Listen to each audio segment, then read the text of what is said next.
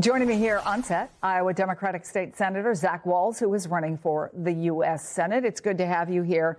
Look, Donald Trump won your state by 13 points the last time. This is a conservative state. Whatever battleground status it may have had went away long ago. So what are you seeing and hearing on the ground that suggests to you there might be a shift? Well, I'll tell you, Chris, you look at Trump's approval rating. It has cratered in our state. Latest poll I saw had him at -9. You're talking about a 20-point swing in 14 months. That is the direct result of the big, beautiful bill we just heard about in the cutaway there. Massive tax cut for Elon Musk, but cut $800 billion from rural health care, cut hundreds of billions of dollars from food assistance, investments in clean energy. We hear from Iowans about rising utility bills, feeling the squeeze at the gas station now with the war in Iran, at the grocery store.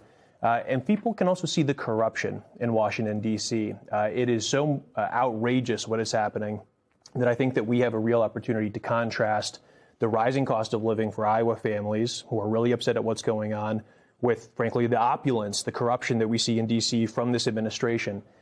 And that is the core message that we are focused on in our race, and that's why we're so optimistic about our ability to win in November. And what I will tell you is Republicans are thinking the same thing, which is why last week the Republican Senate Super PAC announced they are planning to spend $29 million to try and hold the seat in November. That's not something you do if you think it's a safe Republican seat. You are not the DSCC, the Democratic Senate Campaign Committee, endorsed candidate. Is there something the Democrats, you think, don't get about what's happening on the ground? Absolutely. Here's what I would tell you. On Monday, we launched our Iowans Over Insiders tour. We went to Marshalltown, the county seat of Marshall County, a county that Barack Obama carried by 9 points, that Donald Trump carried by 8 points, a 17-point swing. And when we were there, we met people who were fed up with the corruption, the disinterest from people in both parties. Early in this campaign, what I would tell you is that I said it's time for new leadership in the Senate Democratic Caucus. It was Senator Schumer several years ago who said that our party can afford to just write off rural voters and blue-collar voters because for each one of those voters that we lose, we're going to make up 2 in the suburbs.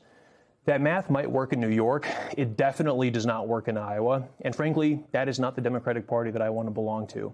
We are the party that fights for people no matter who they are or where they are from. That is the rainbow coalition that this party has represented since the New Deal, and we are never going to win again until we get back to that, and that is what this campaign is all about. And if you agree, you can go to ZachWalls.com to learn more and get involved. You mentioned a rainbow coalition, and so it's interesting to me, your personal story. You were raised by 2 moms. Mm-hmm. You're married with kids. Mm-hmm. Only one for now, thankfully. Oh, only one. He's 2 years old, and I'll tell you, running for the U.S. Senate with a 2-year-old is not for the faint of heart. Chloe, if you're watching, I love you so much. Most of the time.